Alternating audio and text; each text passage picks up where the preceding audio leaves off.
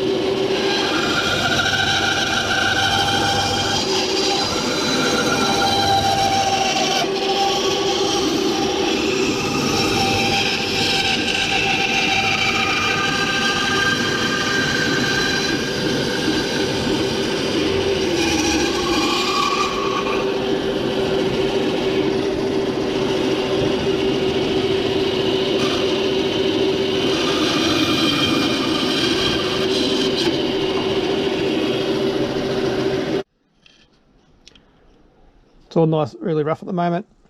Ryobi belt sander, disc spinner.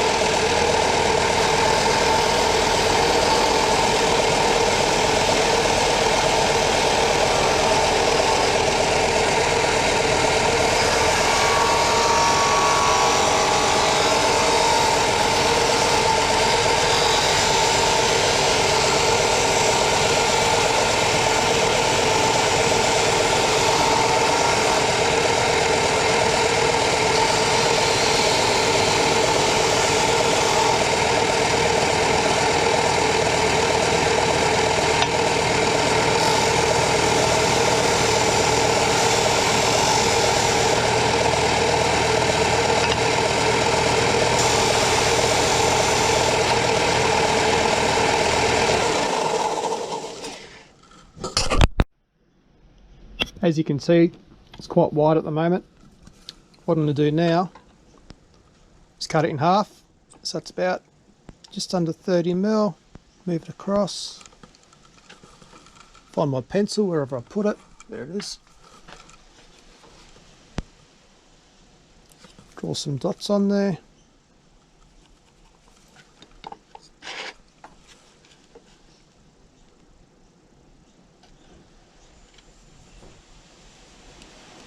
$15mm to cut that in half. I'm going to make 2 lures out of it.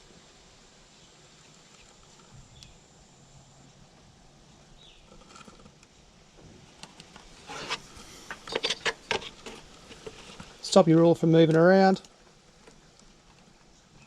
Rest it flat on something. That way we can get a nice straight, even line.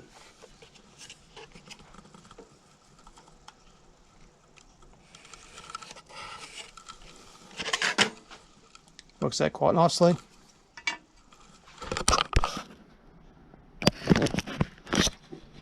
Clear the bandsaw.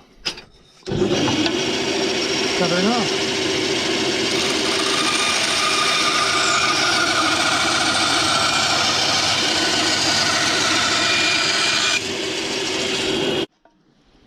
All you need to do is sand out the rough part.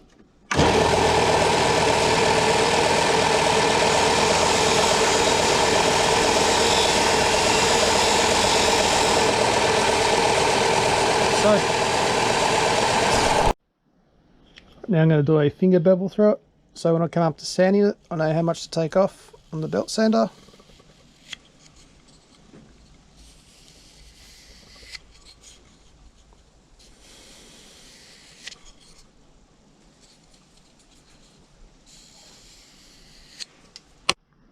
Good part about the Ryobi bandsaw is that it comes with a nice little protractor and a slide.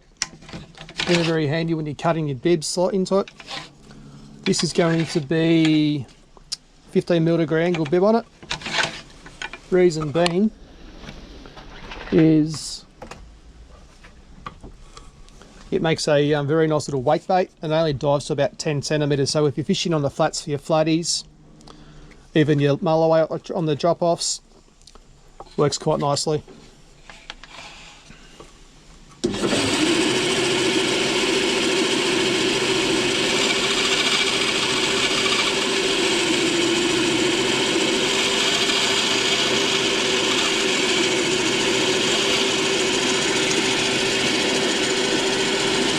Nice and tight there at the moment, not quite tight, loose enough. So what I do now, as opposed to cutting a proper slot into it, I use the back of the blade just to take a little bit off it. And now hopefully it goes in nice. One of the great features about the Ryobi belt sander is this tables drops, so you can drop it down to a 45-degree angle. Nice little markings on the side there.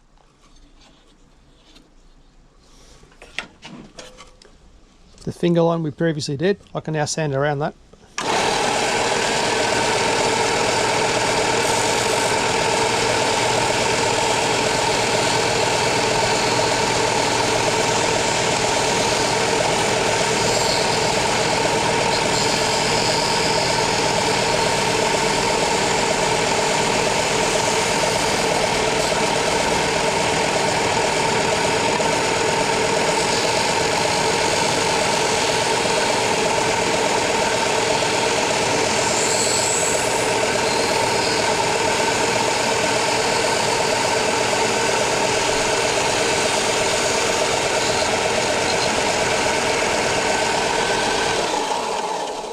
Nice and even. Now I draw a centre line on the bottom of the lure so I can know where to put a through wire on it.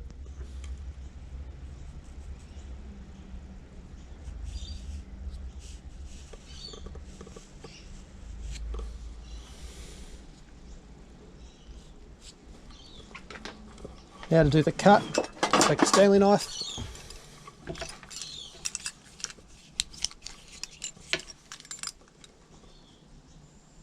I normally do this by eye.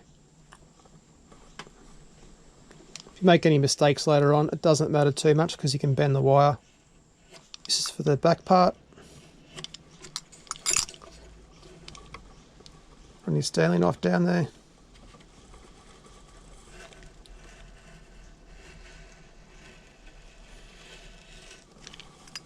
The reason I do use a Stanley knife at the start, it gives me a bit of a groove, so when I do cut my channel with a hacksaw blade, it's not going to move around too much.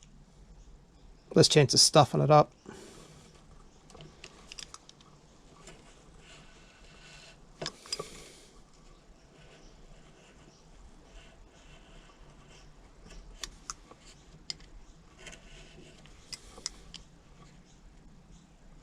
Got a bit of a notch at the top there.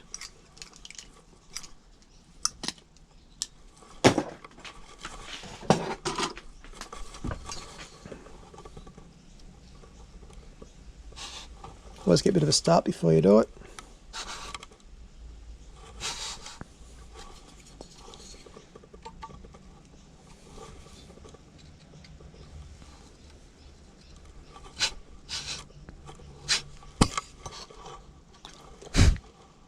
Now,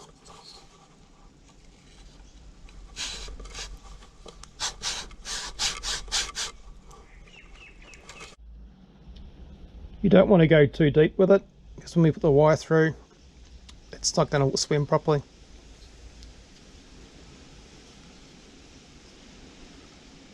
The hacksaw blade's about the right thickness for the wire I'm using. That's the wire I'm using just there. I'm using a 2.5mm drill bit just to cut a little notch in the back here.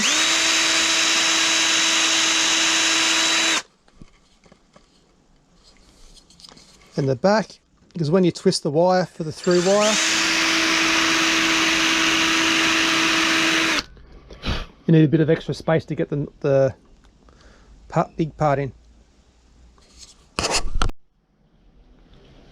Comes to sanding, I use a drywall sandpaper.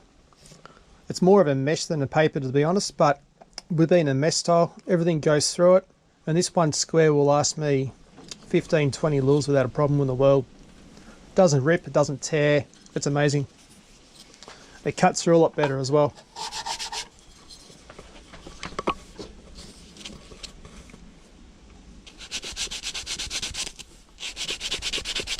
Take off all the edges, give it a nice little round.